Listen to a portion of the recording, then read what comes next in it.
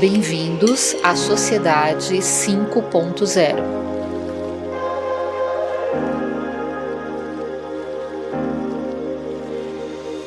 Olá, eu sou Davi Pereira.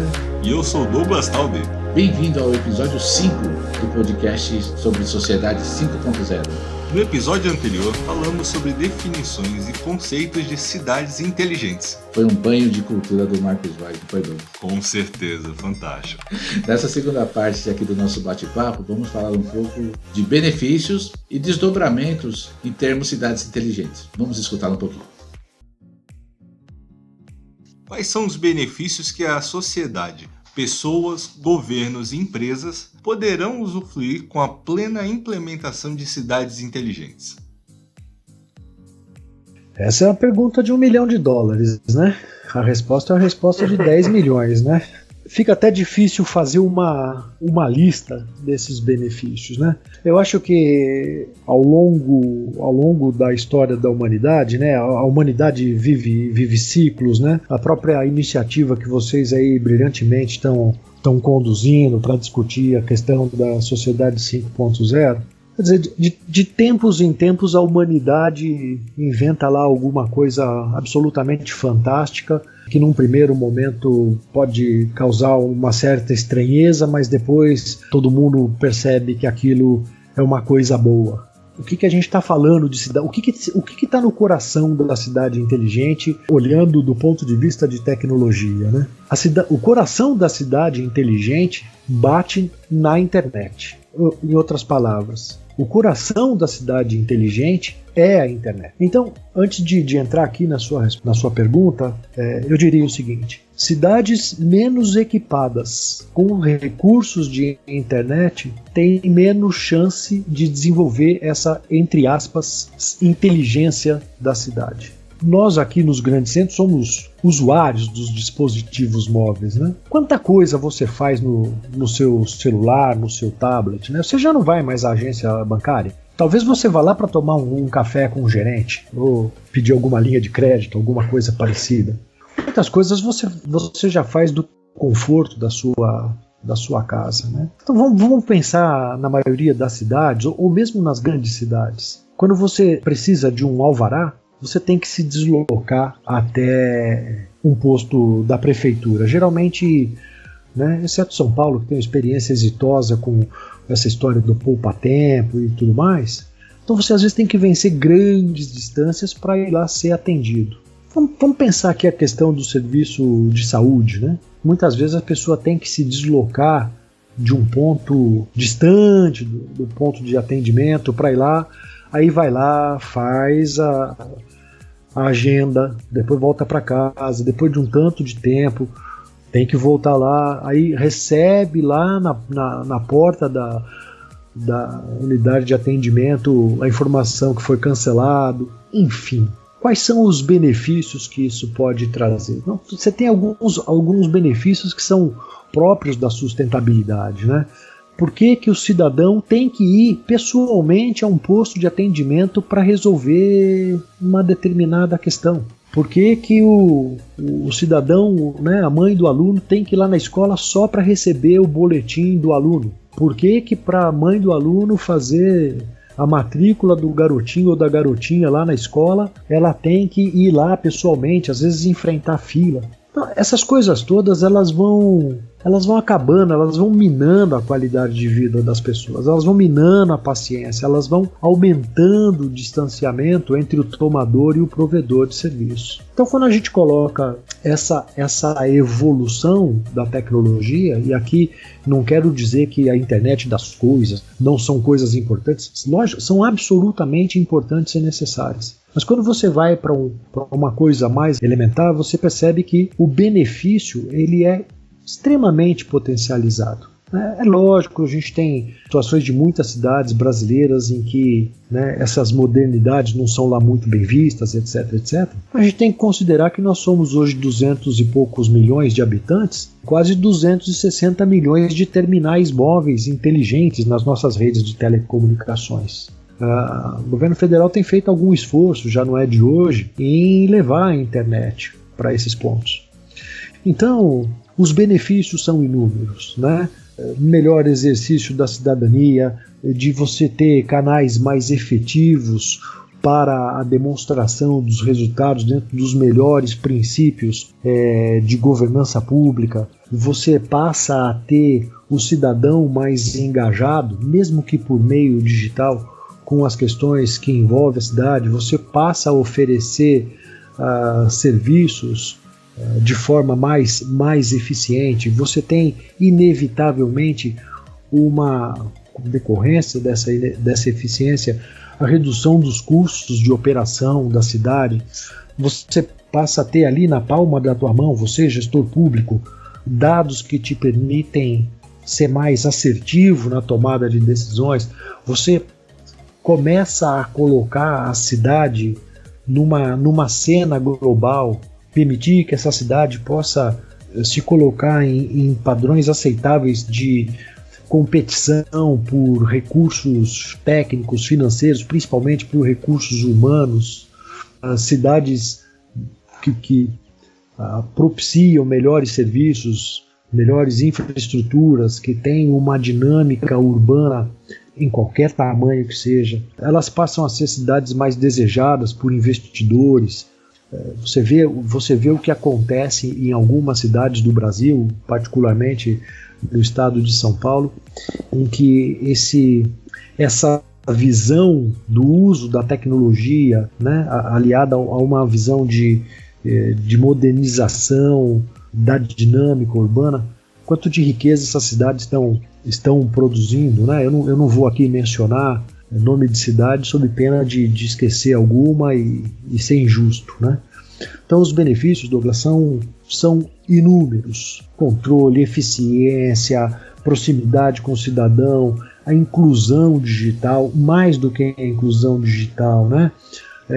Usar essa inclusão digital como uma alavanca para a inclusão social, né? Trazer as pessoas para o debate da questão urbana, né? Eu sempre digo, e aí nesses anos lendo vários autores, a vida não acontece no país, né? A vida não acontece no estado, a vida acontece na cidade. Então, idealmente, essa cidade inteligente, ela deveria também, como um grande benefício, trazer o cidadão para a discussão das questões da sua cidade, né? E é pensando na cidade que a gente vai ter condições de pensar outras esferas de organização do território, né? Ô Marcos, há algumas semanas tivemos o prazer de participar de um evento com a professora Yoko Ishimura. Ela é doutora em Harvard e professora emérita em várias faculdades em Tóquio, no Japão. O que você acha do conceito de sociedade 5.0, ou seja, uma sociedade super inteligente centrada no ser humano?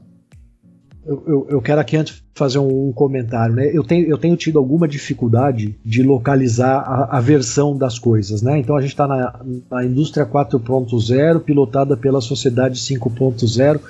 Então, só fazendo aqui uma gracinha, porque essas questões elas podem confundir um pouquinho. Agora, olhando para o conceito, né, trazido pela sociedade japonesa aí, que tem discutido a questão dessa chamada sociedade 5.0, a gente ainda não tem uma caracterização muito clara para ela, né? A gente sabe que a sociedade evoluiu ao longo do tempo, aí, desde a sociedade dos caçadores lá, que o Yuval Harari escreve de forma magnífica no Sapiens, né? Passa pelos agricultores, pela industrial, pela informação e tudo mais. A gente chega agora num ponto que eu acredito e eu concordo muito com essa visão do ser humano, né? O determinismo tecnológico, embora aceito e adotado por uns, ele não pode ser visto como fim em si, mas como meio, né? De pleno acordo. Por que tecnologia? Para que eu preciso de tecnologia? Por que a humanidade, ao longo do tempo, não se contentou em resolver aquele problema imediato, mas vislumbrou outras possibilidades para os avanços tecnológicos que estavam fazendo ali, né? Pensa lá a questão da pedra lascada, né? Quando o camarada conseguiu lá atrás, lá alguns milhões de anos, fazer de uma pedra uma ferramenta ali que ele pudesse dilacerar o alimento e tudo mais, e não parou ali. Nós não vamos parar Mas a gente não pode perder de perspectiva, e eu acho que o pensamento por trás da idealização dessa sociedade 5.0 é uma coisa de extrema importância. A gente não pode perder de perspectiva esse poder de criação do ser humano. Em alguns momentos me dá a impressão que a sociedade abdicou de alguns valores, né, de algumas, vamos dizer assim, interações pessoais por conta da tecnologia, né? Eu acho que o caminho da tecnologia é um caminho sem volta. E hoje a gente vê, todo dia tem alguma inovação significativa, né, ou alguma inovação disruptiva surgindo no mundo. Mas a gente não pode perder de perspectiva essa visão do ser humano. A tecnologia tem que estar a serviço da humanidade e não o contrário. Então eu acredito fortemente em, eu não sei se resgatar ou aperfeiçoar essa visão de uma sociedade centrada, né, no ser humano, que seja, enfim, como a própria definição diz, que seja capaz de buscar um ponto de equilíbrio importante entre os avanços econômicos e a resolução dos problemas sociais. Não é nesse país ou naquele país, mas é no globo, em todas as cidades do globo. E aqui vou voltar para as cidades. Então, vamos lá. Em última análise, se eu pudesse aqui fazer uma junção entre os dois termos, eu diria que a sociedade inteligente, ou o paradigma da sociedade inteligente, ou essa utopia da cidade inteligente, nada mais é do que a materialização, ou o espaço onde se materializa a sociedade 5.0.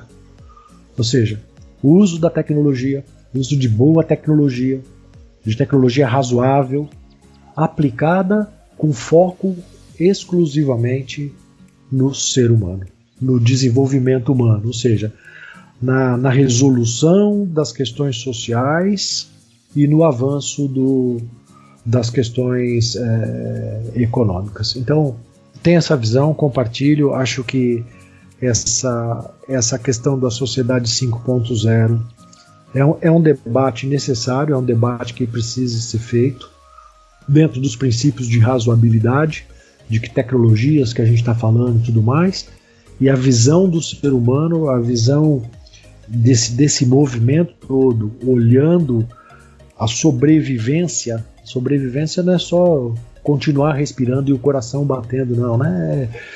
É viver com dignidade, questões próprias das necessidades humanas bem resolvidas, né? Educação, saúde, segurança, lazer, cultura, avanço científico, né? Bem-estar. Eu acho que esses pontos são bastante relevantes, e eu acho que essa discussão da cidade 5.0 ela é inevitável e necessária para a gente. Marcos, para finalizar, você teria algum recado final para quem está escutando este episódio? Tenho aqui um pedido para fazer a vocês e aos que nos ouvirem aqui nesse podcast, pelo que eu agradeço imensamente pela oportunidade a você e ao Douglas, Davi. A gente não pode parar de pensar, todos nós brasileiros, a gente não pode parar de pensar. A gente não pode também se encantar com o paradigma da tecnologia. Quando falarmos de cidades inteligentes, quando falarmos de sociedade 5.0, mas particularmente de cidade inteligente, acho que a primeira pergunta que a gente tem que fazer é: o que eu tenho a ver com isso? Como isso vai mudar, vai mexer, vai afetar a minha vida? Segunda pergunta é: como eu, cidadão, posso me engajar nas discussões sobre a criação de cidades inteligentes no Brasil? Essa discussão, ela não pode ficar circunscrita a 2 ou 3, mais ou menos expoentes nesse ou naquele tema. Acho que é importante a gente ampliar esse debate, levar essa discussão para cidades nem tão grandes, tomar cuidado com o canto da sereia, da indústria, né? Vamos resolver todos os problemas, porque se de fato a gente quer engajar o Brasil, as cidades brasileiras nessa visão da cidade do futuro, a gente tem que, antes de mais nada, pensar qual é o futuro das nossas cidades, né? O que a gente quer ter em termos de cidade, de dinâmica urbana para os próximos anos. Olhando aqui os princípios da sustentabilidade, que cidade eu quero deixar para aqueles que virão depois de mim, né? Para os meus netos, para os meus bisnetos, enfim, para os seus netos, Davi, para os seus netos, Douglas, para os netos de quem vai ouvir a gente. Então acho que essa é uma grande discussão. De fato, cidade inteligente não pode ser um privilégio do Rio de Janeiro, de São Paulo, de Belo Horizonte. Não é um conceito aplicável só às maiores, às grandes metrópoles. Toda cidade pode, de alguma forma, estabelecer alguma inteligência na sua dinâmica, né? E, por fim, lembrar que ninguém pode ser deixado para trás. São 5.570 cidades que merecem toda a atenção que cada um de nós puder ter com elas. Então era basicamente esse é o meu pedido, minha mensagem final aqui nessa nossa conversa, Davi e Douglas. Muitíssimo obrigado, Marcos. Não temos palavras para agradecer a sua presença, não é, Douglas? Sua presença foi enriquecedora em vários sentidos. É impressionante o quanto você tem de conhecimento e bagagem sobre esse tema. Muito obrigado pela sua presença no nosso podcast. E muito obrigado também pelo que você compartilhou aqui conosco, Marcos. E esse foi o episódio 5 do nosso podcast. O que você achou? Mande suas perguntas, sugestões e críticas através dos nossos canais. Estamos presentes nas principais redes sociais e nas plataformas de podcast da sua preferência. Compartilhe também com seus contatos o link do nosso podcast. A ideia, como mencionamos, é formarmos uma comunidade preocupada em utilizar as tecnologias que temos hoje a serviço do bem. Até o próximo episódio. Até mais, pessoal!